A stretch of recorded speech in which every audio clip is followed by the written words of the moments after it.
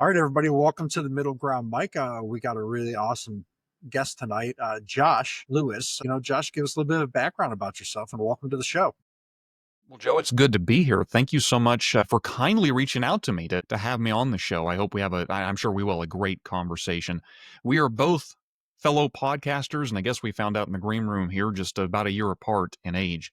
Zennials Yeah, or geriatric millennials, whichever you want to call us, in our early 40s.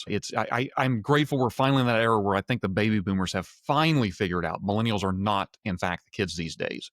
By the time we start to get in our 40s, like, okay, well, maybe those aren't children. But I'm a podcaster. I'm a conservative podcaster. I'm a conservative political podcaster who honestly spends more time talking about guys that died 200 years ago and what they wrote and how that might impact us today than necessarily current events. But I certainly don't mind dipping into current events. There's a lot going on these days. It's certainly interesting and certainly entertaining. Maybe a little more discouraging than having those more highbrow philosophical arguments of old. I made the mistake during the Republican before Trump was really the only factor in the Republican race in 2024 when we were having those debates of reading Crisis of the House Divided, which is a great book by Harry Jaffa about the debates between Abraham Lincoln and Stephen Douglas over the slavery question before Lincoln was president when they were running for Senate. And I tell you what, that's one of the most soul crushing things you can do is to read this epic, arguably one of the greatest political debates in history at the same time that we're seeing debates in real time going on TV. And it's like, wow, how far we have come, how far we have fallen. yeah. One thing that speaking of history, and you like to talk about that, which is great because I have one thing that I think touched about one of the episodes you listen to is the 17th Amendment, Mm. and I get why it was put in place, totally get why it was, but I feel like there's a little bit more accountability these days. It's a lot harder to do the things they were doing to make the corruption happen, back then. And I was thinking more along the lines of I think we need to get back to that because I feel like it would make the government represent what it was supposed to be. States or the Senate represents the states, House represents the people. And the reason why I say that is I think a lot of the problems in our government now would be solved if because the states had similar problems the people do because we live in them. And the states are a lot more responsive to our problems. So and if you've got senators there representing the state government interests, they're going to go, hey, yeah, we have a problem with Medicaid. How do we solve this? And then you're going to find the people going, yeah, man, we need it, but we have a problem. And then, that's when ideas start talking, and I kind of feel like that's where today, more than ever, I feel like we need that. Yeah, I'm all for a number of reforms to our current system. I mean, our founding fathers were geniuses in my view. They weren't perfect, and they certainly got some things wrong, but they were geniuses in the sense that I think they understood human nature and how and the relationship of representative government. Our system is complex. I mean, it's very complex. It has checks and balances vertically and horizontally, right? Not only in the federal Yes. government between the House, the Senate, which make up the legislative branch, the executive branch, the judicial branch are supposed to all balance each other, but the other way too, between the states, the local governments, the federal government, and there were things that were just recognized. Hey, groups of people tend to do these things better. A single executive tends to do this better. Local government tends to do this better. In my view, local government is not exactly good at national defense. Maybe your No, local not at defense, all. but we're not dependent on them to fight a war. That being said, and you, the 17th Amendment, of course, the one that abolished which we were sort of moving in that direction anyways, the popular election of senators that the citizens themselves would elect a senator. There were some states that were moving that direction in that era. It was a very populous era. Yeah. It was one in which I want to be cautious because I'm sure there was good reason we did that. There were a lot of corrupt senators that were beholden to the power bosses within their states, and the people were saying, well, this isn't right. They're not representing me. And so there's a sense in which, the reason I'm saying that is there's a sense in which some of this is somewhat of a moving target. I think I had a recent guest on my podcast, Jeff Mayhew. His pet issue, and I think he's very insightful on this, is to expand the House of Representatives. Because he said if you go back to the original formula the founders had, you probably could know your representative personally. It wouldn't be out of the question. You could probably run into them in town, sort of thing. But as the population grows, the fact that we've capped the House at the percentage it's at, virtually guarantees that these become more and more distant individuals who are not responsive to our needs nor representative to our views. Same could be said of the Senate. And I think that's part of the genius here is because we're not, in a lot of ways, we are 50 independent cultures. More complex than that. You could certainly say in certain states, maybe it's multitudes of cultures. But we came together as 13 independent colonies turned into a nation. I think there's real value in thinking of that. I use this example a lot. I live in Tulsa, Oklahoma. It just so happens I live in both the city and the county of Tulsa. But when I tell someone I'm from Tulsa, Oklahoma, they all get I'm talking about the city, right? Not the county. The county is just a box somebody drew somewhere.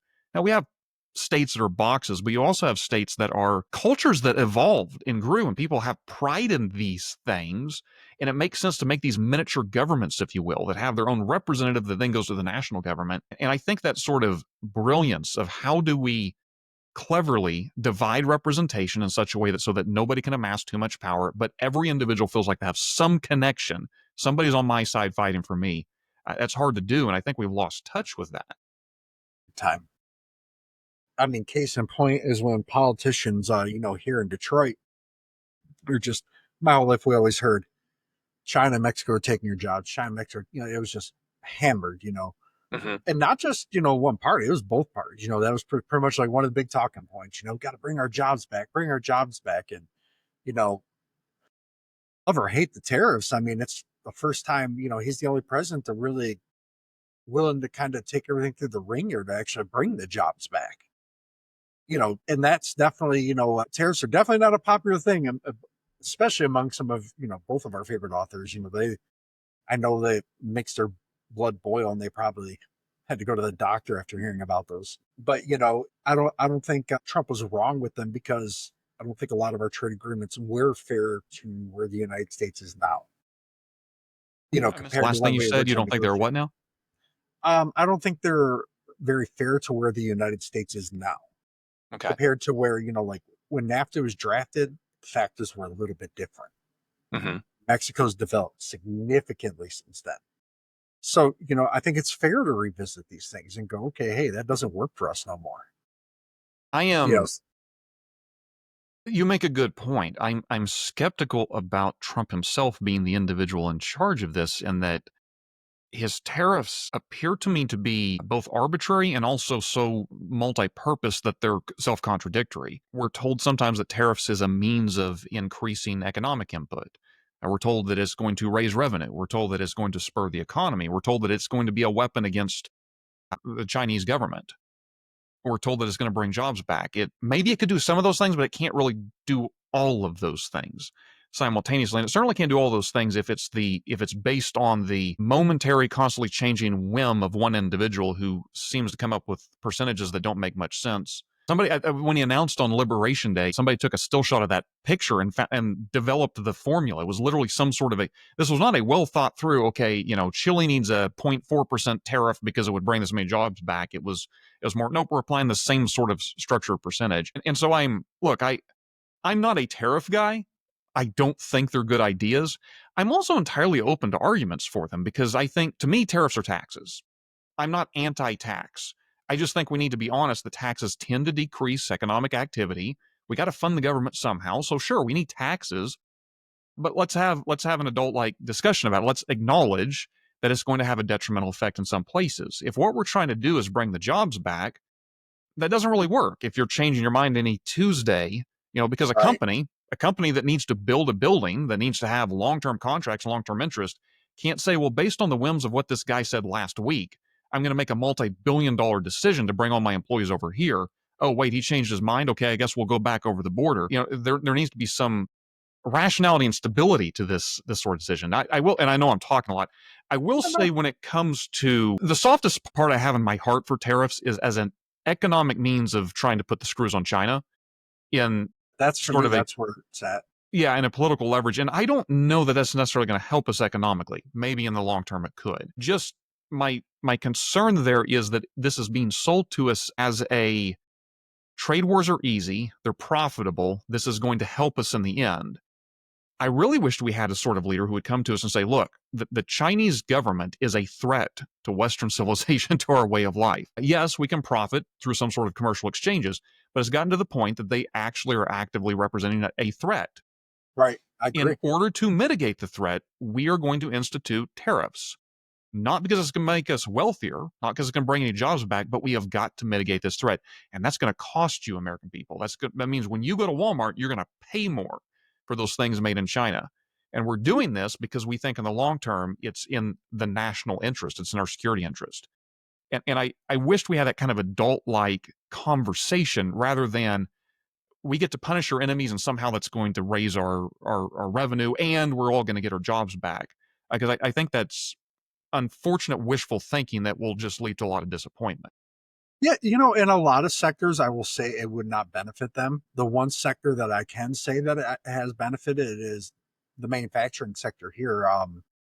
GM just announced on a week or two ago that they're bringing back three models to be manufactured in the United States. GA announced, I think they're bringing some manufacturing back. A couple companies have, Apple committed like $500 billion in investment to manufacturing here in the United States, Mm-hmm. not including that whole Taiwan fiasco that they're trying to get away with. So I think it has done certain things like that. And for me, it's mainly about a country like China, where have you ever listened to Kevin O'Leary? He's from Shark Tank. Can't say that I have. So I believe it was on CNN or MSNBC. He was on one of their panels and he goes, I do business in China. He goes, they undercut me and they undermine me and they steal my ideas constantly.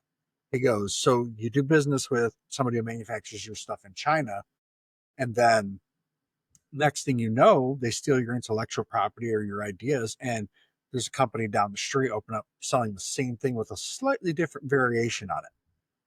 And then they sell it for 80% less than what you do. Mm-hmm. He goes, they're taking our ideas, our engineering, and calling it their own. And everybody thinks that the Chinese are better than us when really all they do is steal our ideas for the most part. They're not as innovative as the world will supposedly, right, gives them credit for.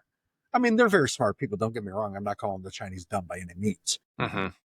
But, he said, listen, we could solve this problem very quickly. He was critical of the 140% tariffs.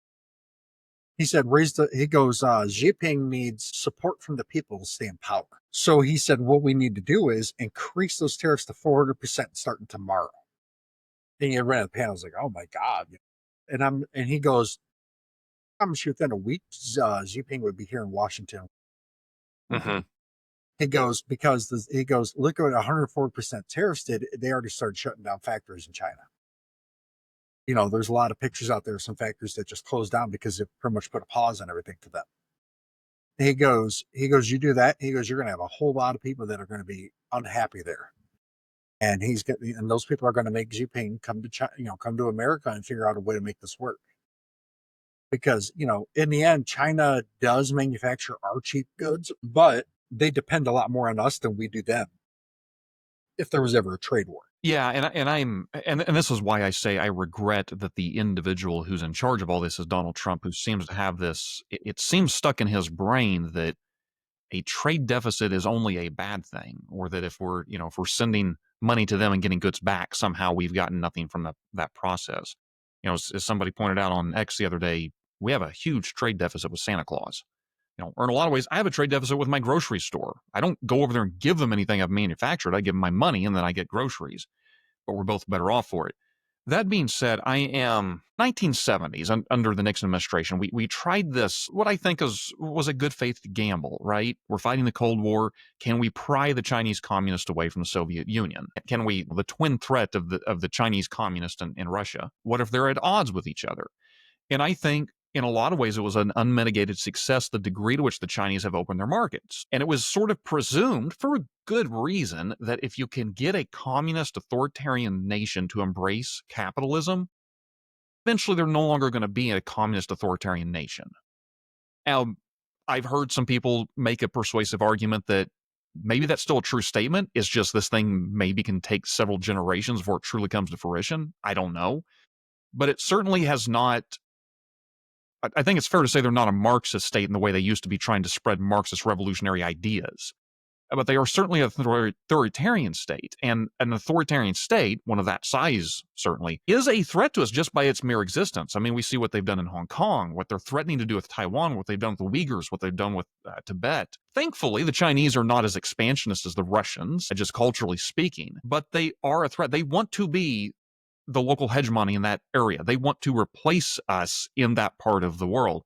And that is completely contrary to our economic interests and honestly to our moral interests in the United States about the Japanese, the South Koreans, the Taiwanese, our friends and allies and neighbors. Heck, the Australians would Yeah. live in a dominated sphere by an authoritarian regime, which is just unacceptable in my view, and I think unacceptable to the average American. So we kind of have these two ticking clocks, right? One is, can the free market, can unleashing that allow China to modernize to this extent that they're going to join the free world? Even if they're not like us, maybe they still embrace some form of authoritarianism, they at least have an incentive to keep the economic structures going, not to invade another country. And I don't know yet. This is why it hurts me so much we lack kind of that Ronald Reagan leadership of an individual with a Yes. clear-eyed objective. Maybe tariffs could get us there. Maybe speech could get us there. Maybe military demonstrations could get us there. Who knows what could get us there? But instead, we've ended up with a series of fickle administrations in Congress that they all speak a good game, but they don't really seem to know how to put the pressure on China in a means that could actually change anything for the better. Yeah, and that's kind of why I was hoping Donald Trump would let JD Vance take a little bit more center stage. Because I feel like JD Vance is definitely a voice of reason, and he's very level-headed. He's very definitely now in the MAGA camp. He wasn't before, but he is now. But I just feel like he's a little bit more. All right, let's come to the table and talk about this rather than just the instant reaction. Mhm. It's just based on his politics before he was vice president. He's pretty consistent in his views on most things. I wish Donald Trump would kind of let him take a little bit more of a lead because he's younger. It's crazy. I didn't realize that his wife was of a different religion than him. Well, So, Vance's what? wife? Yeah. Hmm. I believe she's Hindu, or I believe so. Don't quote me on that. I don't know for certain. I think you're right, though. Yeah. And, she's a very nice woman. I mean, when you see her, right? I mean, she's just always seems happy, smiling, doesn't ever seem like she's annoyed in that role, right? Where sometimes Melania, you can definitely tell there's times where she does not want to be sitting there, but they're to me, they're a little bit more of the picture perfect couple that should be representing America on the national stage.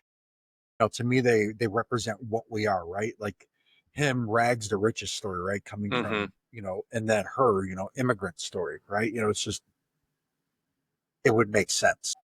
So and I'm not trying to broaden this out into a lengthy conversation. I'll just say for the um, Oh yeah. I'm not a fan of JD Vance. He does. I take your point, and I think he'd certainly. Oh, how to put this? I quibble with him on economic and some foreign policy issues. I do think he's a more serious politician, and he's definitely smart. I think he's very capable. I think he's very cunning. I think he is far more serious a politician, and I mean that in a good way, than Donald Trump, who seems much more to lead by his gut. I also think, ironically, that's why Trump seems to do so well in our politics in this moment. Is he kind of has this middle finger towards our political establishment. I'm just going to go my way because it's the best. Vance definitely is more within the political apparatus or system. While at the same time, I think it should be acknowledged, trying very hard to change the GOP to more of a workers' party, to something that it is not. Maybe one could argue more of a Teddy Roosevelt for the little guy type party. They're doing a good job at it so far. Well, so far, it's going to be interesting to see over this term if there's a genuine fracturing within MAGA. We've seen little fractures, but I don't know that they're going to last. And I think that's why I'm saying this, because Vance represents a wing of this broader MAGA movement. The thing they all seem to agree on is Donald Trump's our guy.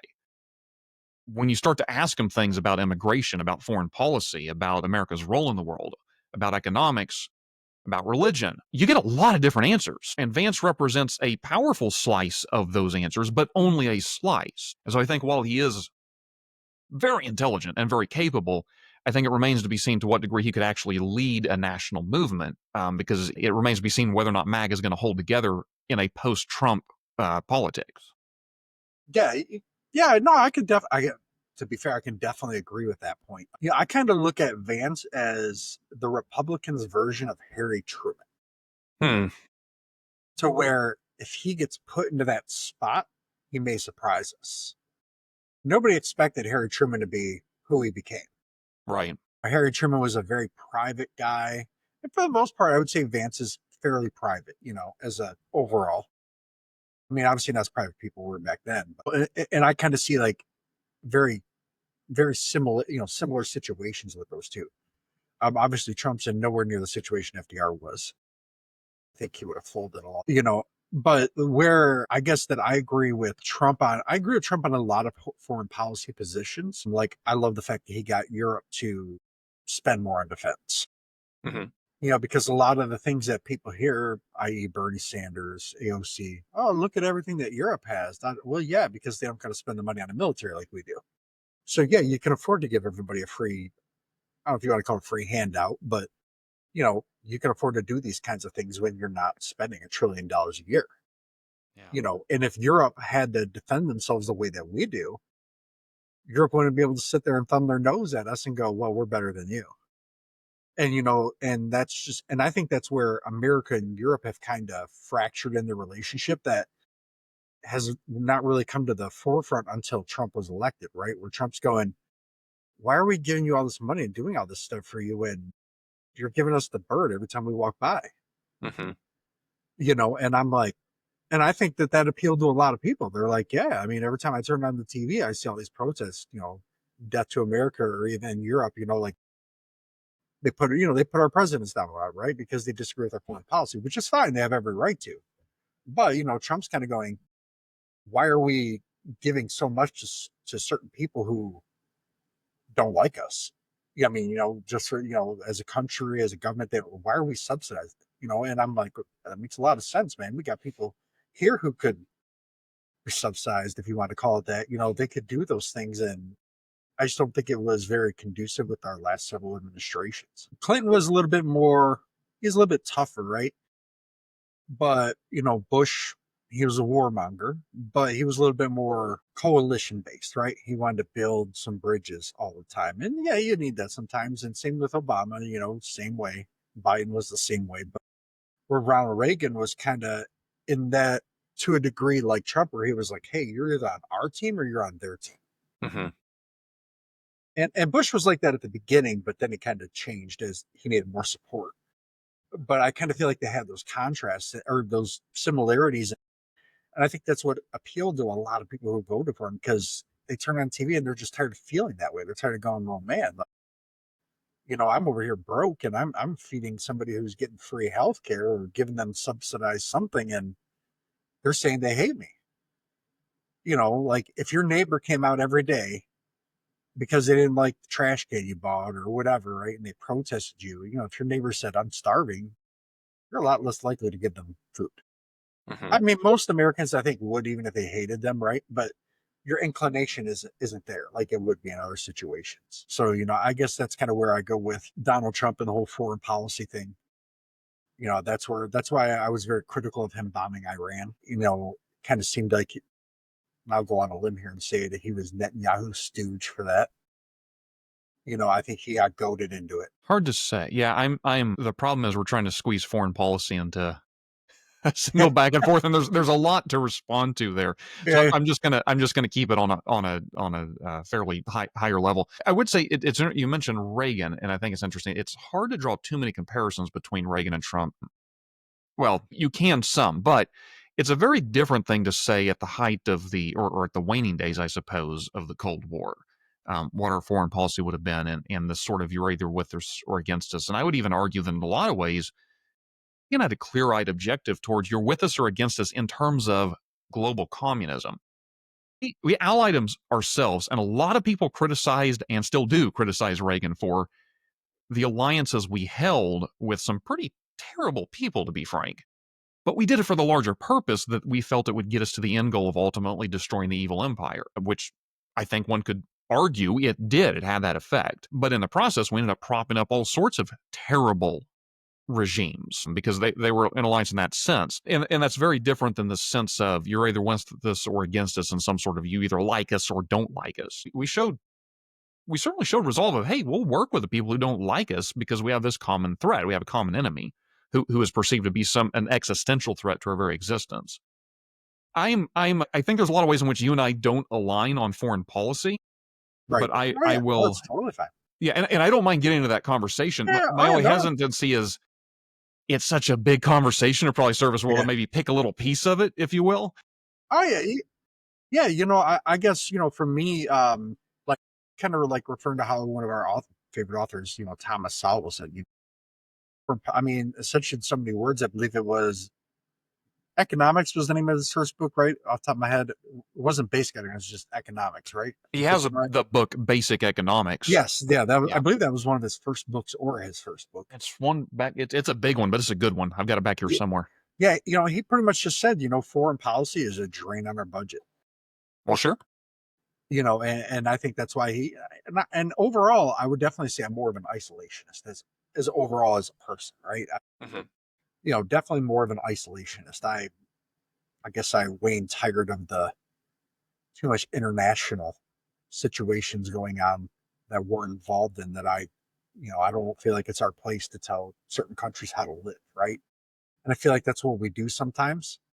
We're only over there for certain, in America, a lot of our countrymen died, when we fought the revolution. You know, if some of these folks in other countries are upset, hey man, you need to have like a big uprising. Then okay, maybe it's okay to get involved. But I don't think it should be a good chunk of America going in there and doing it, and then we help them build an army. No, Mm. man, I mean, there's got to be some significant, not necessarily money because a lot of them are not wealthy, right?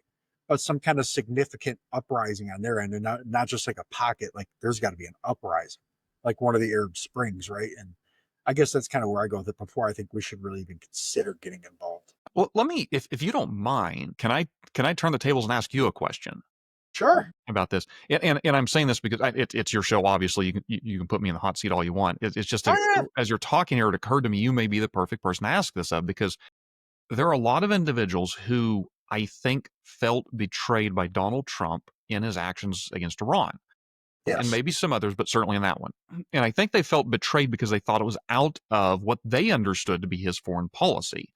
He was critical of the forever wars in Iraq and Afghanistan. He was, for national defense. He wasn't an isolationist in the sense that we would, or maybe I shouldn't say he wasn't a non-interventionist in the sense that if we were under threat or had been attacked, we just aren't going to do anything about it, which most Americans aren't. But he certainly seemed to rail against this entire international system, and so it may have appeared to yourself or others who would support Trump's foreign policy that this was a betrayal of that.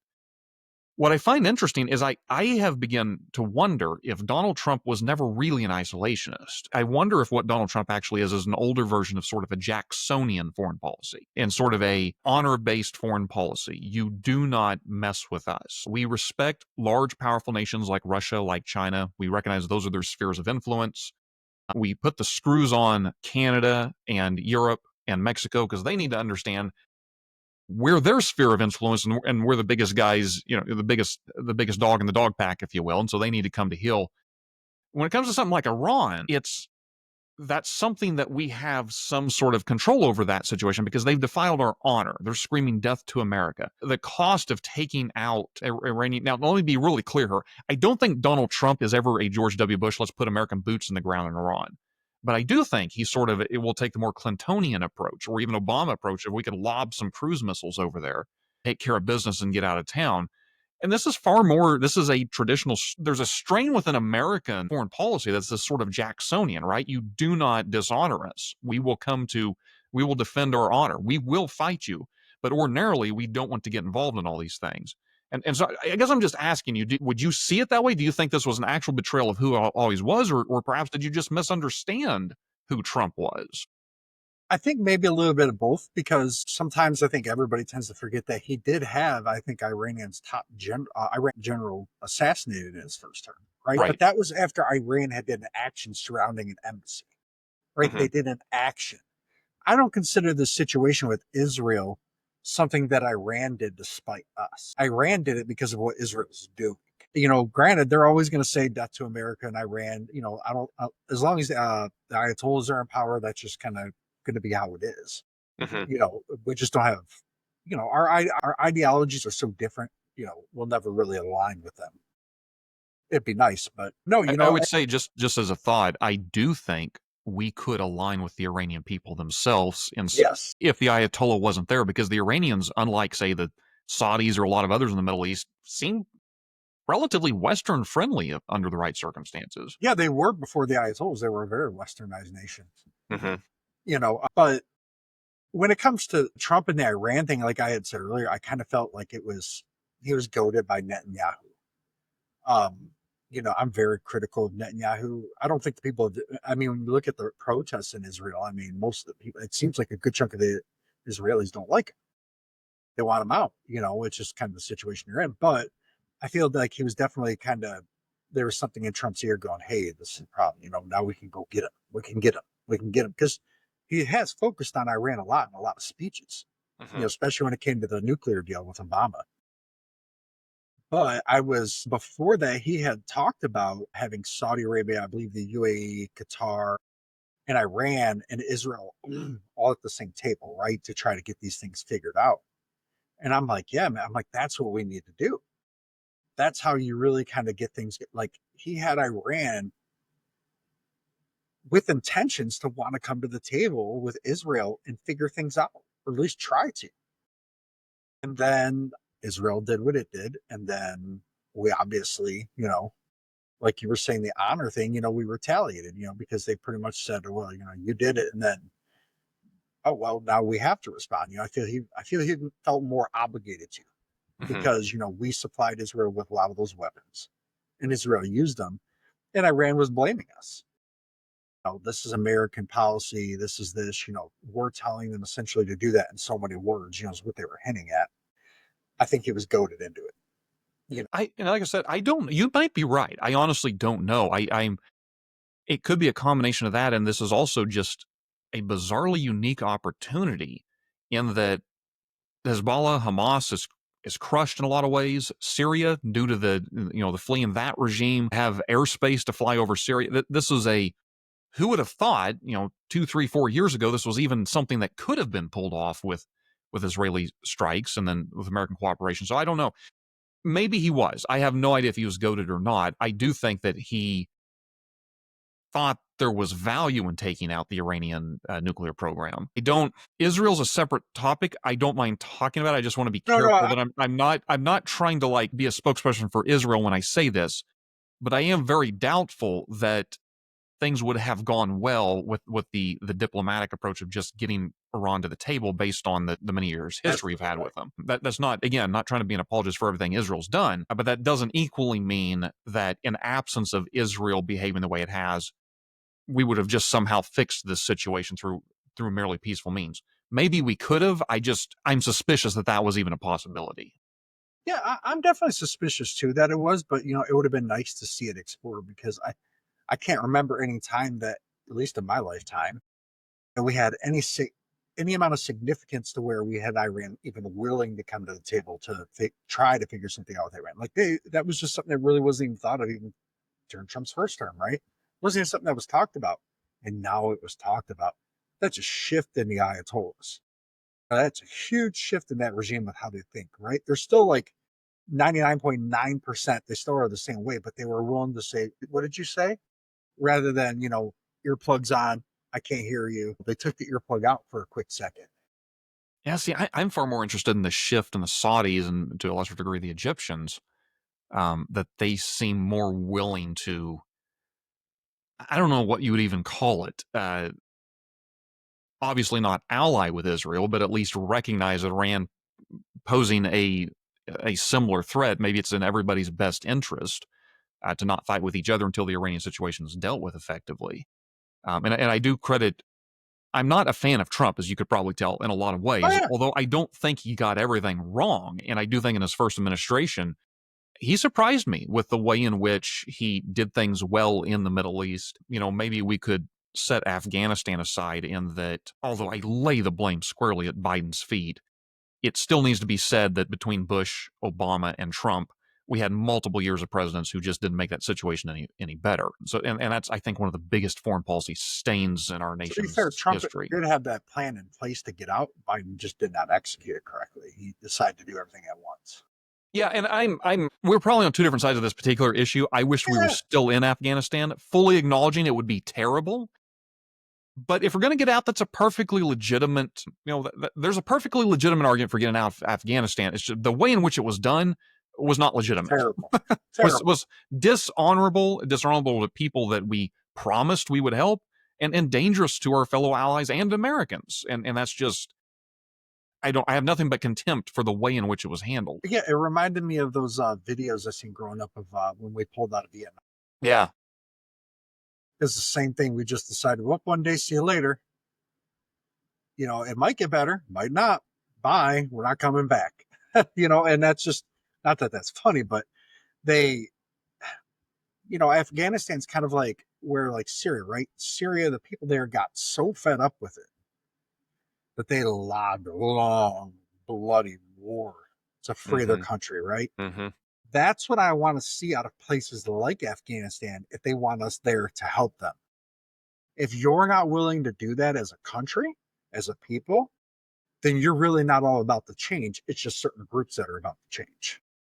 To me, if the people truly want it, they've got to do things like what Syria did, right? Sometimes you got to break it to fix it. And I don't see a whole lot of that over there. And if a lot of people over there want to choose to live the way they want to live, that's their choice. But we also do let a lot of people from the Middle East come here. Dearborn, Michigan, biggest Arab population in the United States. Mm-hmm. Great people. They're hardworking people. I mean, you go there, it's clean. They're good people. And they contribute a lot to the economy. They're not leeches. They're not anything of that. They're genuinely good people. I mean, I'm sure there's bad apples, right? But as an overall, they're good. So I guess it's more the money factor, but also holding it to the standard we held to ourselves. If you want change in your country, you've got to meet us halfway. I'm not talking about the money. I'm talking about you got to be willing to put your life on the line as much as you're expecting me to tell my men and women. And I think that's why France is willing to support us, because we did that, and then also it was against Britain. France was willing to support us. Are you referring to our revolution? Yeah. Yeah. I mean, obviously, I think if we weren't trying, I don't think France would have been as inclined to jump in. I want to give France full faith and credit for what they did to help us in the revolution. We obviously needed them. I also think they had a good incentive to stick it to Great Britain. Oh yeah, big time. Without France, I'm not sure. I mean, we could have won, but it'd have been a whole lot longer of a road. Yeah. Like it would have been a lot bloodier. So we're talking revolutions here, right? The American, the French Revolution. I think one of the lessons, at least I had learned in the Bush era, of we're going to replace the Iraqi and the Afghanistan regimes with flowering democracies, is that you're missing some crucial steps. It turns out you cannot simply give a people group a form of democracy and things are just going to go well. But there's some necessary sort of building blocks that allow cultures to sustain a democracy.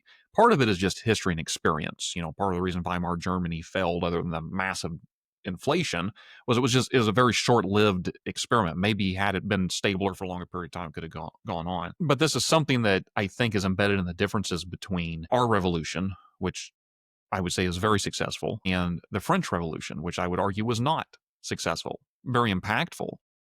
But the French had this idea in mind that liberty is not only our God-given right, but just something that we can, in fact, declare, kind of like Michael Scott in The Office. I don't know if you saw that episode or not, where he declares bankruptcy by walking into the room and shouting, "I declare bankruptcy."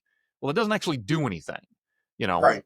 even though he said you can't just shout it. Well, I didn't shout it, I declared it. You can't just declare for people you are free. It turns out that liberty and virtue have a necessary correlation with each other. And by virtue, I mean the sort of character traits that are conducive to ordered society, ordered liberty, that you would behave in a manner that is of civil responsibility. That comes via culture. That doesn't come because somebody wrote a really clever philosophical book explaining how all men are created equal, and therefore we just need to get rid of the monarch and everything's going to go fine. that actually requires a very complex web of institutions, of individuals, of people willing to train the next generation by example. A lot of moral formations, not just religious, but certainly religious too. And those sort of things lacking, I think if you pull apart a regime like Iraq, not that it was a good regime to begin with, and I'm grateful that who knows what kind of world we'd be in if Hussein was still in charge of that place. Right. No, I agree. But when you pull it apart, in absence of that sort of slow accretion over time of the cultural development, it turns out we don't live in liberty peacefully with each other. We actually use liberty as a means of attacking each other. Part of what's concerned, and there's nothing about the United States, by the way, that we're just superior, ethnically superior to the rest of the world. We are just as capable of this sort of barbarism. And you'll thank God we haven't been, but it could happen here if we lose our memory of the cultural inheritance of the necessity of teaching civic virtues to the people through either direct teaching or just living by example. Right. No, I mean, that essentially goes pretty much to what I was saying. You know, they've got to want it because you can't just go in there and be like, hey, here's some democracy. You're going to love it. And then wonder why. I mean, technically, did we have our form of government when we first started? Yes, but there was still a lot of monarch tendencies to how we were doing things, right? As we evolved, we had to really push. I remember watching the John Adams documentary on HBO, the That's a little good series they did. good documentary. Yeah, and when they were talking about how to address the president, your excellency, Mm-hmm. you know, and it's like we still had a lot of those tendencies, right? But we also knew we were aware, self-aware that we don't want to do that because that can kind of push us here or Mm-hmm. do this. You know, we were as a country, we were ready for that. You know, that's what we wanted as a society. I don't always feel that in the Middle East they want what we want. You know, they have their core beliefs. They're not the same as ours. And there's just not enough over there of one side or the other to really change it. You know, and I guess that's where I kind of feel like it's like I'll say like a money pit, right? But it's just there's not going to be a whole lot of return for the buck in the long term for us, our soldiers, or the people there. Yeah, and I'm with you mostly. I think possibly where you and I are different on the edges of foreign policy, say, is I see the world as fundamentally a place that is hostile to our way of life.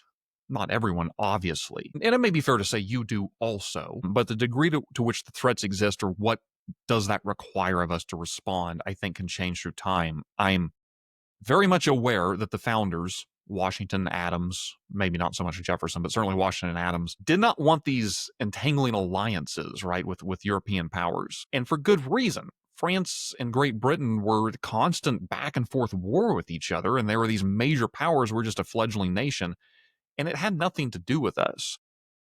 I do, however, think it means something different to be in a post-World War II world where we're the lone super, or I'll always say a post-Cold War world, we're the lone superpower because Irving Kristol, the godfather of neoconservatism, made, and I'm going to make a really, really brief departure here because that word is bastardized so much. Neoconservatism had multiple iterations. The original neoconservatives have nothing to do with the wars in Iraq and Afghanistan. Neocon has just kind of become this phrase that means warmonger. That that may be fair of some of them. It's not fair of Irving Kristol. But he was talking about as a great power, said that if your nation is a great power, not acting has an effect just as acting does. You don't just get a choice to kind of take a break from history. You don't get a choice to sort of say, hey, if we don't interact with the rest of the world, things will go well. It doesn't mean you have to involve yourself in every situation, by no means. But it does mean you have to be a little clear eyed about the fact that if we're going to keep a global market going that is allowing a lot of us to have a two-car garage or essentially to not be as impoverished as we were not that long ago, it is needful that we have a government that protects that order, that protects shipping lanes, that protects merchants, that protects alliances, and that comes at a cost. It comes at a cost of a bigger government. It comes at a cost of, as you say, a money pit, right? Sometimes I'm not defending every decision that was made to go into Oh war yeah, no, in these corners of the world, but I think it is needful to recognize that we live in a hostile world that will require some engagement on our part unless we're willing to pull up the drawbridges and live with the consequences of a what I would argue is a far less prosperous way of life. you know, I wouldn't say that I'm isolationist in terms of that's what I want to do. I Mm-hmm. think I'm definitely isolationist the more in terms of I'm against regime change. without more That's support from the citizens of those I'm nations. with you there. Like, as much as we were at odds with the new Syrian leadership, right? They were like, whether we have anybody's support or not, we're doing our job. But once they got in there, they were like, yeah, we want to do business with the United States. Hmm. And that I can get behind, right? Okay, hey, these people fought for it, whether I agree with that guy's politics or not. The people there fought for it. They got it. Even if you get like military support, right? As long as they've got to be the ones that want it and pursue it. Because if not, it's like giving a kid that says, well, I want to learn to invest and just giving them $1 million and hopefully it works out with no advice. And I feel like that's kind of what we do sometimes. Like Syria, right? Syria could have been a situation where I think we could have really gained a lot of influence in the Middle East. And I think, especially now with the new leadership there, I think if we play our cards right, we can support the Syrian people, support the Syrian government, really open up economic opportunities for them, right, with us, like the back and forth exchange. And then I think we can create an even not just the Israeli stronghold, right, but now we can have an Arab stronghold. Because we don't have that really. We have Hmm. alliances, but we don't have that country where we're like that with, right? And where I think that that's a good thing is Assad fled to, I believe, Russia or Russian. I think it was Russia. Was it? I It don't know if might it be. was Russia, but it was an area certainly with Russian influence. Yeah. And, these guys are like, hey, we hate that guy. So we like America, right? Well, these guys were part of the groups that hate us. Hmm. Well, hey, now we've got a door into there. Can we figure out a way to get to the end of this? Or, I mean, even if you wanted to say spy on them more, right? Or however, but that's a door that we can really explore to getting into the Arab world, where the whole Arab world doesn't look at that country and go, well, we're hostile towards them, right? Because like when you bring up Israel, there's just that natural over there. And there's not that with Syria. Like the Syrian thing can go very well, I think, if we play our cards right. Syrian people wanted that change. And to me, that's when we should step in. Hey, these people want it. Politically, it seems to make sense for us. Okay, let's do it. But if it's like, I mean, I get why we went into Afghanistan, so that's not the right one to use. Iraq, right, where they said the WMDs, but I mean, I don't know. I get lots of reports that are contradicting with all of that, right?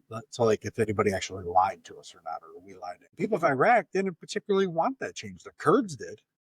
Yeah. Kurds people did want change, Still but do. outside, right? But outside of that, a lot of people in Iraq. I mean, it's not much different now than it was 20 years ago. They're still fighting the same things that started happening once we got rid of Saddam. Hmm. So in the end, Saddam was more of a peacekeeper in that country, right? Less people were dying over there when he was in power than there is now. Granted, a lot more of it was harsh and direct back then, right? Because it was one person kind of calling shots, but a lot of people died. And I know a lot of Kurds have died. I'm not saying like overall, right? But I'm talking like on an average day-to-day basis. And I'm Yeah, not in I any don't way. know the math. I mean, certainly if you count the war between Iraq and Iran, I don't know if that's true, but I take your point. It's not a pleasant place to live. I'll I'm acknowledge more that. referring to like post Iran Iraq war, Okay. like like just late '90s per se. Like there's more people dying in Iraq now than did that, right? So it was just a little bit more. It goes back to the Iraqi people didn't truly want change. Hmm. They wanted him gone, but they didn't want to change their way of life. They didn't like him because, I mean, naturally, right? I mean, he wasn't a very good person. Hmm. Neither were his sons. His sons were terrible people. But apparently, it wasn't bad enough for everybody willing to give up their lives. So why are we over there dying when they don't want to?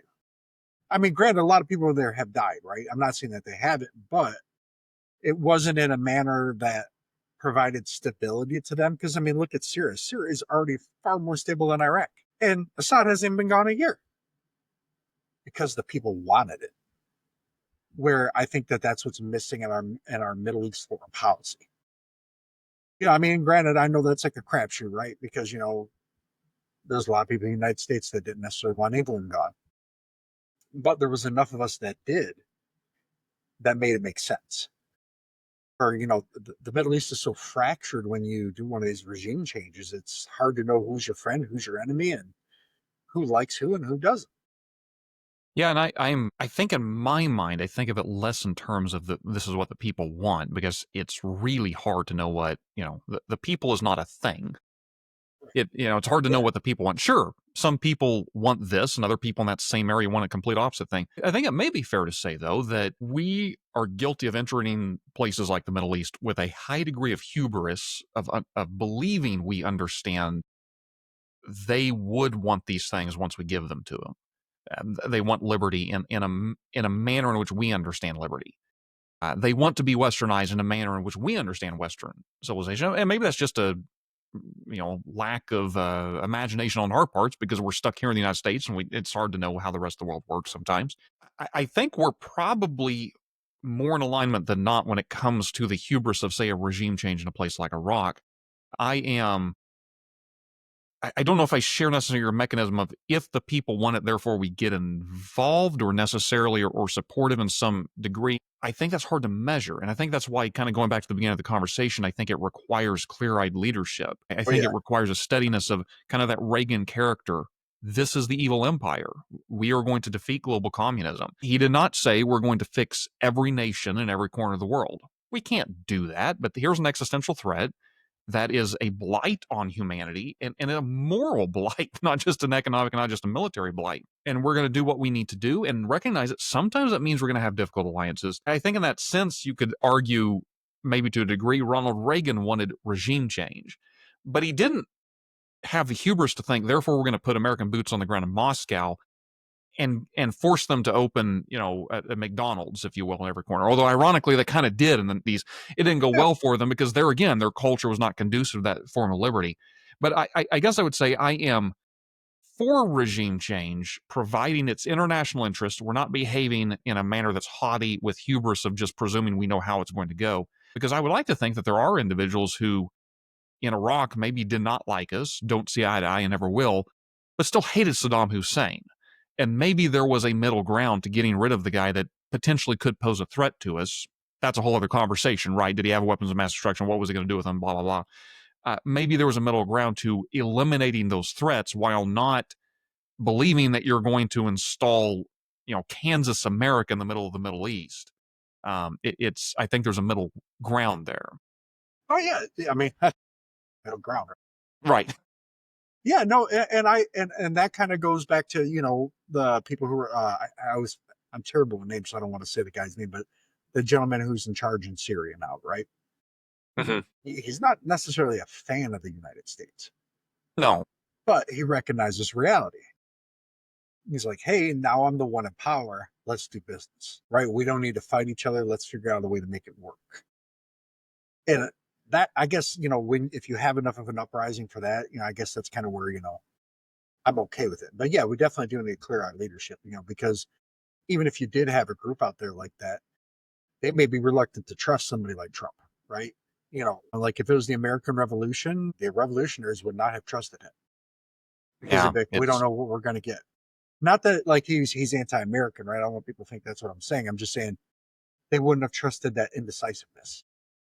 well, and I'm on that note. I think one of the biggest things I fear, Joe, to be honest with you, is that we appear to be moving into this world where let's forget Trump for a moment. I mean, he's not going to be here that much longer, presumably. I would I would like to think he's going to step down after this this term.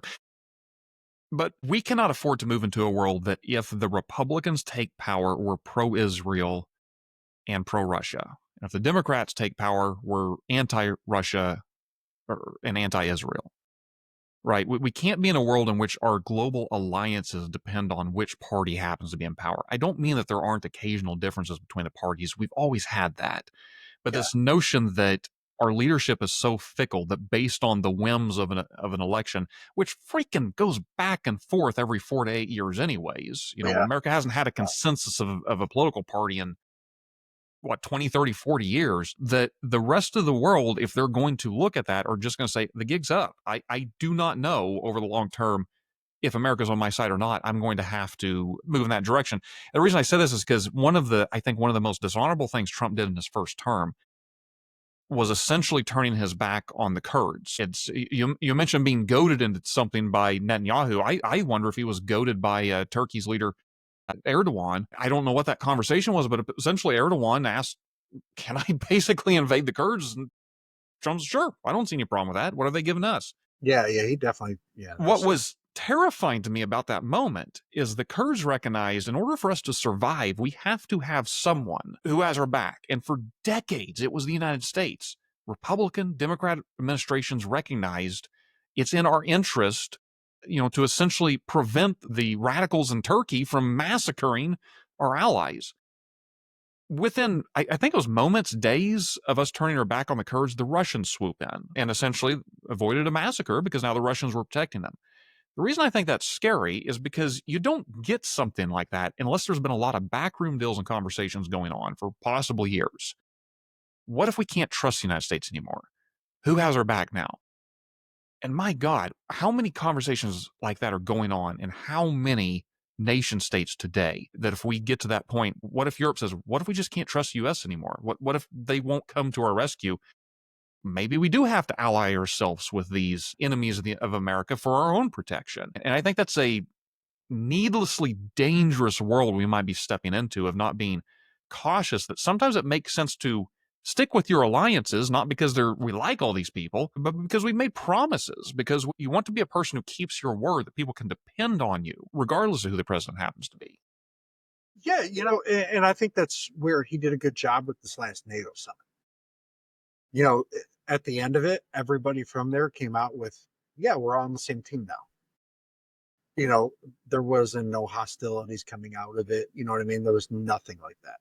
Right. Like there had been in previous NATO meetings, right? Where Trump and everybody came out and were like, screw these guys. They ain't got a clue, you know. But this time he came out and he said, hey, yeah, they're willing to spend some more money. But guess what he did when he got them to do that? While they are going to build some of their own munitions, they're going to buy a lot of American munitions. Mm-hmm. So just like during World War II, we're going to be the arsenal for democracy. And I'm okay with that approach. Even if they were building their own, I'd have been okay. Yeah, I mean, they're still going to build a lot of their own, but I'd have been okay with it if that was all of them, right? Right. But I thought he did a really good job, and I felt like that meeting really strengthened NATO's position. Because if you're noticing now, since that meeting, a lot of the rhetoric from Russia is, I mean, it's not gone away, right? But it's toning down. Mm-hmm. It's curving because now that wedge is no longer there. Now NATO is on the same page. Now NATO goes, yeah, we got to spend money to defend ourselves against you. Mm-hmm. And so I think that sent a message. Not even, I don't even think Trump was necessarily wanting to send that message that, hey, NATO is here. It's not going away. We're on the same page. And now we're more armed than we've ever been. And if you are trying to get frisky, we're ready to roll. And I kind of think that's where that was an unintentional message, but I think that's kind of what went out because it was like magic. All of a sudden, Russia's rhetoric has kind of just started to. It's not going to go away. It's still going to be there, right? But it's tempering off. It's not like every 5 seconds like it was. Yeah, and I'm by the way, for you, that I too am grateful anytime Europe steps up and funds more of their own defense. I think we're unfortunately living in the era of good things happen via unintended consequences sometimes. Less than, again, strong, steady, clear eyed leadership that's consistently communicated over a long period of time. Yeah, and for me, like as kind of like just kind of for me, I guess the one thing that I had a lot of problems with the way our government functioned overall. A lot of things just weren't working for the American people. They're not working for American industry. Our own executives say our government's pretty much broken. Mm-hmm. And it doesn't get anything done. I mean, the United Healthcare CEO, the one that got shot, his successor, the temporary guy, said America doesn't have a healthcare system. We have a patchwork. We don't have a system. Like we have a system for a lot of things here, but healthcare we don't. Our healthcare system, or whatever you call it, it's not even capitalist. It's told what to do by the government and charge what you want. We write one check. That's kind of how it's handled. Mm-hmm. But it's more of the systems that we have needed to be torn apart. And I think that the next president is going to be able to reshape our government that takes us into the next wave of America's future. because our currency was long before Trump. Our currency was already slipping. The strength of our money just wasn't there as much. Energy was becoming a problem. Like how we were gonna have, like we didn't have consistent, like, hey, we know we need cheap energy for America to thrive. So we're gonna chase the most expensive thing that we haven't really put a lot of money into and try to do it all at once and go crazy with the costs. Hmm. This the solar situation, right? It was very poorly planned, very poorly executed by the government. And so I guess that's kind of where, yeah, these things do need to be broken apart. I think that the next president's going to come in and they're going to have a lot more leeway to go, okay, we want to shape this to do this. We want to shape the, like to reshape the federal government because it has not been completely reshaped since Eisenhower, really. There's been no major change in federal government to this level since FDR Eisenhower eras. No, I think you're right. Joe, I got to tell you, I wished I shared your optimism. I agree on a lot of points, and maybe that's the problem. I'm a dreary conservative, right? Always seeing the glass half empty. I do agree shakeup is needed. I do agree we're stuck in this in a government that doesn't work. I agree with you on so many things. It's just I see um not a lot of hope in the particular individuals currently. I don't see them leaving something that is, oh, well, we broke the bad thing. Now we get to build the good. I don't hear a lot of talk about building good things. I hear a lot of talk about how bad it is and how much we need to tear down. I would be far more interested in a conversation that had a clear-eyed, here's how we build ourselves out of this, not here's how we destroy what's in the way. Even though I recognize sometimes you have to take out something in the way before you get there, I would much prefer the person who has a plan for what happens after we tear it apart. And I think as a conservative, this is the thing that we, for generations, have always had a problem with the left. They seem to have these, what is that South Park episode? I won't get the quote exactly right, where it's, step one, we'll take the underwear or something like that. Step two, question mark. Step three, global trade, or Yeah, that has been I, the main complaint between conservatives and the left, is that they don't have a, here's how we get from point A to point B. Just trust us. We're going to tear everything apart, and then we'll end up in this Marxist paradise. And I think I see a lot of that on the right today. It's not a clear-eyed vision for how do we slowly build things. It's, well, this isn't the way. Let's just tear it apart, and then we'll find out later whether or not that's going to help. yeah, and I do think that the MAGA movement has people in there. Not the diehard supporter is Vivek Ramaswamy, right? Mm-hmm. You know, he has a lot of clear visions on how he thinks things should go, right? Like, hey, the government should do this, right? Like, like you said at I think a Charlie Kirk rally or event, whatever. It was a lesbian conservative, and she's like, "How do you feel about gay marriage?" And he goes, "I feel if you're over the age of 18, you have the right to do whatever you want to do with your life and marry whoever you want, and that's your choice. It's not our choice." He goes, "But if you're under 18, things like this shouldn't be pushed in schools. Kids want to make their own choices, that's fine. Mm-hmm. But with their parents involved, right?" So like he had a clear plan of how he thinks things should go. And I think that's his appeal to a lot of people. And JD Vance was the same way when he was in the Senate, right? He had a clear plan. I think the biggest thing is right now the spokesperson for the MAGA movement goes by his gut, doesn't really have a Right. clear plan. But I think the MAGA movement overall does have an idea of where it wants things to go. Mm-hmm. And they do, the MAGA movement does want a little bit more of an isolationist United States. But they are right, like you said, they do kind of want to align themselves with people who like us and then get away from people who say screw America. Their view is well, screw us. Well, no, screw you. Yeah. Kind of like that brother and brother, younger and older brother, right? Like, no, screw you. No, screw, Mm-hmm. having an argument when you're young. I think that's kind of where that is. I'm not hardcore in the MAGA, right? I think I'm a little bit definitely more towards the center of a lot of Sure. issues. And I do lean conservative on a lot of it, just as a principle, right? I tend to be more conservative, but I do agree with the left on healthcare is a problem, right? Like I'm not advocating nationalization of healthcare, but it is a problem. I think that may be a state, like at the state level, more of a centralized issue. I think that healthcare needs to be centralized, but at the state level, Mm-hmm. because each state's cost structure is different. Like there's no way that financially you can make it work at the federal level. Medicaid and Medicare are a prime example. It's impossible to make that work fair for everybody. But I do think I do think we need things like that, right? That's where I'm definitely a conservative at the federal level. Yeah, I do think, but I do think states, but I think it's where states need to step in certain areas, right, and go, well, even if they don't nationalize their state insurance, right, or take it over, they got to do something to make it work for their people because it just doesn't work right now. I work my employer.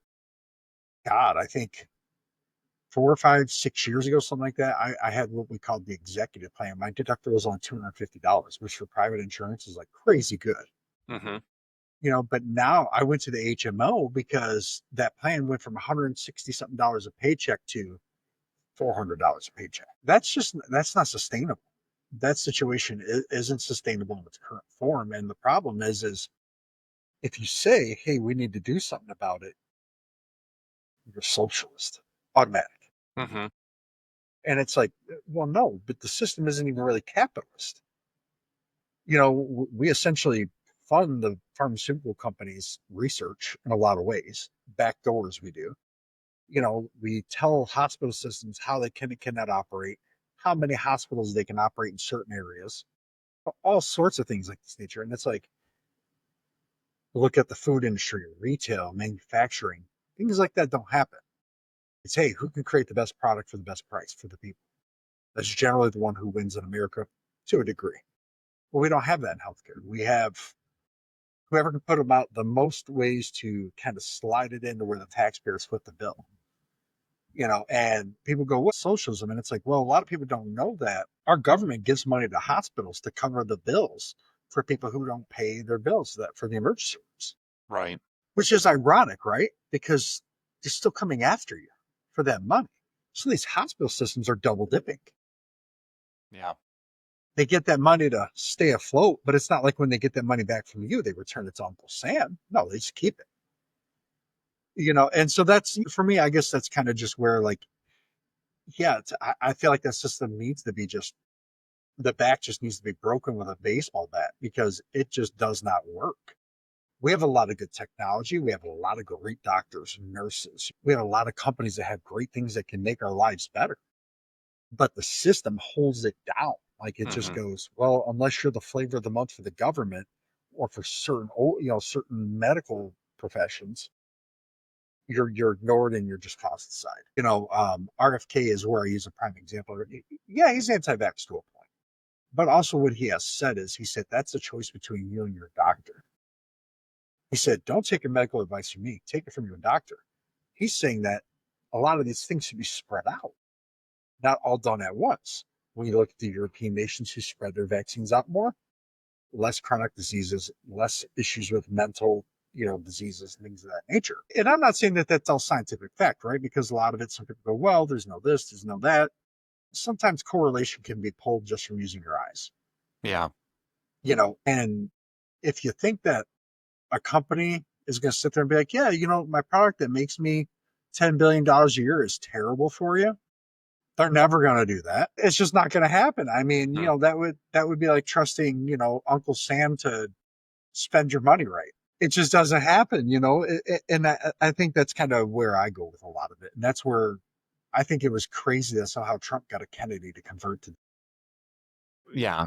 It was a well. Once again, there's so much I could respond to there. I want to try to be careful. No, I appreciate it. I appreciate, but I'm reminded of I think our healthcare system is very much like our immigration system, which is how do you reform it? Well, you don't start from here, right? Pick a different starting point. We can't. We're stuck with this one. I do agree that there is a necessity to sort of break the system we have now. I guess what I was suggesting was that in many respects, I am reticent to have the let's break the system now and then figure out what happens if we don't have in place some clear eyed people that know here's what we should do. Now let's break the system. Do, however, and let me just be frank, healthcare is not my jam. I don't want to put on airs like I know what I'm talking about there.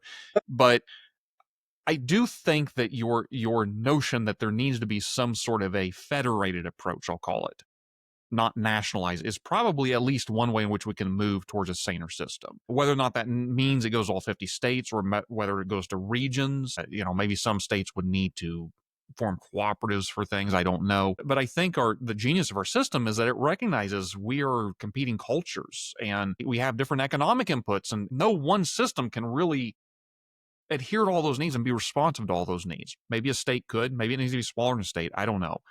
It's a shame though, because our federal government, I think, is the primary thing holding back that very sort of reform from happening. Because what state wants to take on a multi-billion-dollar liability? You know, they don't have any money, and if the feds are taking care of it, not only that, but paying states to run these programs, it's not impossible. It just, I think, will require a lot of integrity and leadership in order to make a switch of that nature. Yeah, and I think definitely if they brought it back to the states, they brought the governors into a room and said, "Hey, this is what we want to do, and this is why we want to do it." No, and it had some kind of, like you said, clear-eyed leadership, clear plan. I think that it could definitely. I don't know if it would happen or not, right? But I definitely think that they could come up with a better idea and a better system than what we got now, because we Yeah. don't really have a system. We kind of just got the government telling people what to do, and really, with not a whole lot of backing behind it. It's just kind of hodgepodge, and if you don't toe the line, you're a paranoid conspiracy theorist. Mm-hmm. And that's the problem. A big reason why, as kind of wrap it up here, went way over what we wanted to, but it's been great. Like the middle ground, right? Is it's like just because you don't agree with what's there doesn't mean it's a conspiracy. And that's where like, oh well, the conspiracies about the vaccines, and I'm like, well, I kind of look at it as they don't want grandma kissing the babies because they could get them sick, right? And they're like, well, yeah, but all the viruses and a lot of these vaccines are dead. I'm like, you're still putting stuff into the body that the body has to react to. And you're putting it into a baby that has no system. It's just a body. It hasn't gotten that far yet. So yeah, I think that waiting for it to be developed a little more. And I've known several people who, they got their kids vaccinated because obviously they had to for school, but they waited to do it. And their kids are boom. Their kids aren't facing some of the same challenges that are like my oldest son is and my youngest son is, right? We had followed the advice of the doctors, and then I see some other folks. I'm like, okay, well, this makes a lot of sense. I just see the correlation, right? Because people go, well, you don't have that 9,000-page study to prove that. Mm-hmm. No, but I can tell you from what I see with my own eyes and recognize that something's not right. Do I know exactly what's not right? No, I'm not a doctor. I'm not a scientist, but I know that something's not going. The way we're doing it don't work. Mm-hmm. And at that point, that's kind of where I go, well, everything they want to do is just kind of throwing it against the wall. And at this point, it's like, unless they, outside of canceling insurance, just break the rest of it. You tell hospitals that, I mean, Donald Trump had to put a thing in place to tell them that they had to post their prices. Like, what? This is America. It's like in every other industry. Can you imagine? The American public would not tolerate going to McDonald's and our prices not being posted. Right. And we just change the price based on who you are. It wouldn't be tolerated. And that's part of the problem. Their healthcare just is, it's just broke. My wife works for healthcare. I could go on for days. But the people that work there, and even a lot of the executives in it, they're great people. I've met a lot of them. Mm-hmm. It's just how everything's set up just doesn't work. I mean, the fact that healthcare is so expensive and hospitals, a lot of them are bankrupt almost. That's insane. That is insanity. Like, that's more expensive than military defense. Like, that's insanity. You can't tell me developing an AI to shoot a missile in space to come back down over into another country. We can figure that out, but we can't figure out how to make healthcare work and affordable for not just the average person, but for the government, you know, for everybody. And I just buy it as it's just politicians somewhere along the line getting money where they shouldn't. I Yeah. mean, it's like RFK told Bernie Sanders, you got, I think it was 1.5 million donations from people in the pharmaceutical industry. He's like, it wasn't from the CEOs. He was like, no, but it's from the industry, from people Mm-hmm. it's the workers. He's like, yeah, the people in the industry. Mm. You're representing their interess. Mm-hmm. And before we wrap up, this would be my last point, is before COVID, it was the left who was anti-vaccine. Yeah. COVID, to me, COVID flipped the political parties to a degree. Like it really transformed, Trump was kind of a working class, quote unquote, president before in his first term, but it really shifted the perceptions and how the parties are operating. Where the Democrats are kind of going, to me, they're going back to how they were before the quote unquote great shift. how they did business. Mhm. And the Republicans are going back to kind of more of the Teddy Roosevelt style of thinking. Not necessarily that they're thinking in that positive way, but that kind of the more of we're for the people. And in a lot of ways, conservatives have been more for the people over time. Just the Democrats have been better at delivering the message. No, we're definitely in the midst of an interesting political realignment. The big question mark in my mind is because it is in some degree being pushed by a character like Donald Trump. I don't have any confidence what that realignment looks like 5 years Yeah, from me now. neither. Yeah. And I don't know if that means things snap back into place. Probably not. It probably means they look very different than we can currently imagine. And that's, and I, that can be good. It could be celebrated. There's plenty of wrong with our politics that we need to snap out of. But I think in the end, wherever the realignment is headed, it is going to be necessary for America and Americans to behave with those virtues I keep talking about, with a Yes. lack of hubris, with humility, with a sense of this is who we are, with a pride in where we've come from as a.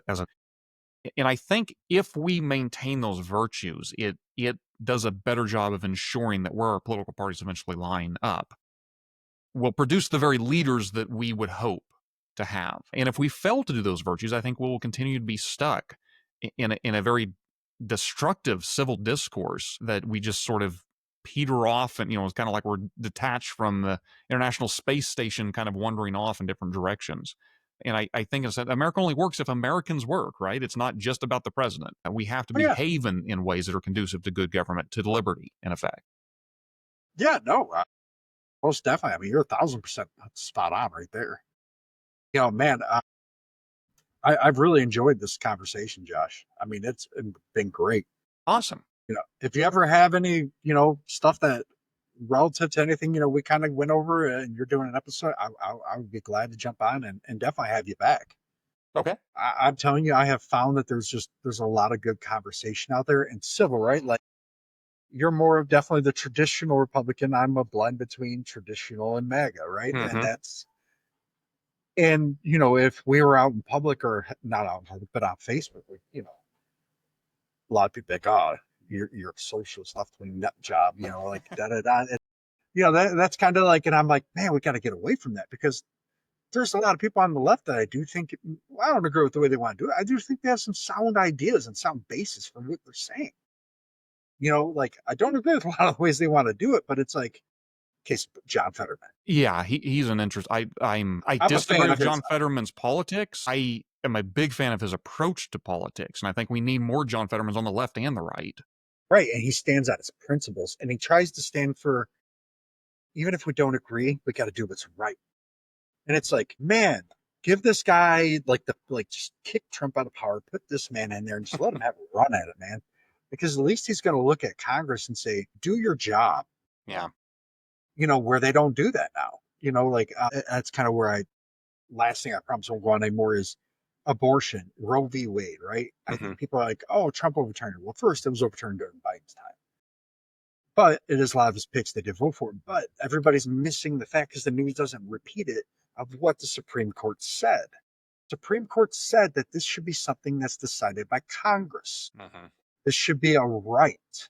If you want this as a right, your Congress has to do it. Your government has to do it, not us. Everybody, oh, Supreme Court does too much politics. Supreme Court's like, well, yeah, we do. We do too much politics. Tell your congressional leaders to get off their butts and do something Yeah. about it. The ironic part about that is House, Senate, White House were all Democratic controlled, and they did absolutely zero about it. You're speaking my love language, man. I mean, if I could wave a magic wand and change one thing, it's not the president. I want Congress to do its job, and it Yeah, and has that's ceased to do its job for decades now. And as much as I fear the courts and the executive branch taking more and more power, they're only doing that because Congress is ceding more and more power. And it's yeah, just it's the our only way system is change is not happening. designed to run that way. Yeah, it's the only way change is happening because Congress is so deadlocked. I mean, I could sit there and go, well, this is my phone, and you'd be like, oh no, man, that's a bomb because we're on the opposite side of the parties. Like, and it's so backwards. Yeah. George Washington is boiling his blood right now. He is shaking his head. I guarantee it. He's looking down and just going, "What are you guys doing?" But yeah, just wrapping everything up. I appreciate having you on. You It's definitely been a great episode. I enjoyed the conversation. I mean, gosh, your knowledge of history is just it's great. I mean, like and how you a lot of your stances pull from that history. Mm, And I want to say because I'm definitely not a futuristic thinker, but I tend to pull a little bit more from kind of several angles and kind of hit the middle area, and I think a lot of Americans are there. They're just I think a lot of them are afraid to say it because they're afraid of getting treated a certain kind of way. And I don't know, I kind of hit like 40, and at some point I was kind of like, you know what? If you don't like it, that's your problem. I'm here, I'm going to be good to you. I'm going to be a good person. I'm going to try to love my neighbor just as if, even if they're a Democrat, I'm going to treat them as if they were my favorite politician ever. And that's what, and I'm trying to take an approach to that. And that's what this podcast is about, not just on politics, about everything. hmm Because I think there's a lot of things, and I think we all got to come together and like we did 50 years ago, right? And there was Democrats and Republicans, but everybody recognized we needed a freeway system, and they all got behind it and did it together, right? It was America. It was we're here together, and we got to get back to that. Well, Joe, I have definitely appreciated the conversation. You're a great host, and I obviously we disagree on some political issues, but we need more middle ground politics podcasts out there having these conversations. And I appreciate you're doing what you're doing.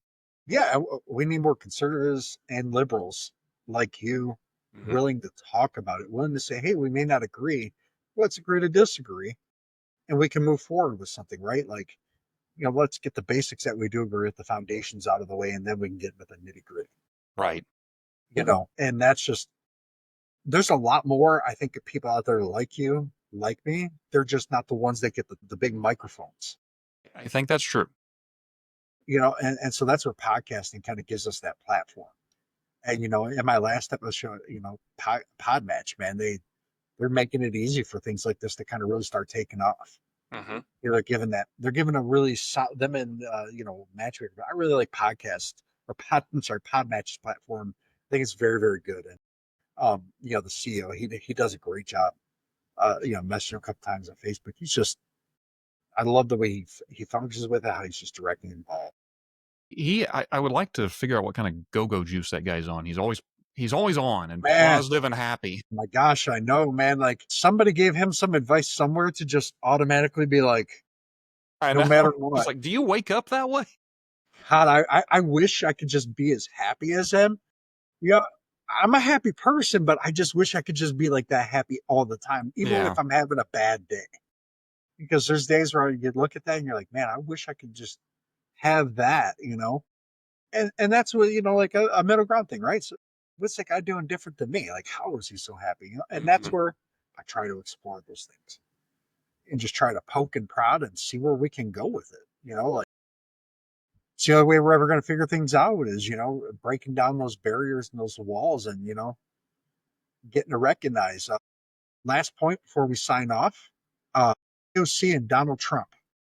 There's a funny thing when they surveyed a lot of people in New York that voted for AOC, they voted for Donald Trump too because they trusted what they had to say in terms of they were being honest with them about how they felt about hey, it's just that gut instinct, right? Like that's what, and I thought that was very telling.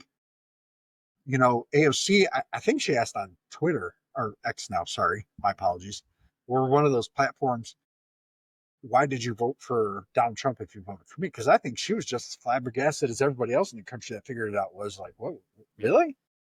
Because she is like the polar opposite of Donald Trump. I mean, like if there was two things or if they came near each other, there'd be a nuclear explosion, them two are it. So, but okay, Josh, well, I won't take up any more of your time. I appreciate you being here. Yeah, I enjoyed it. Thank you.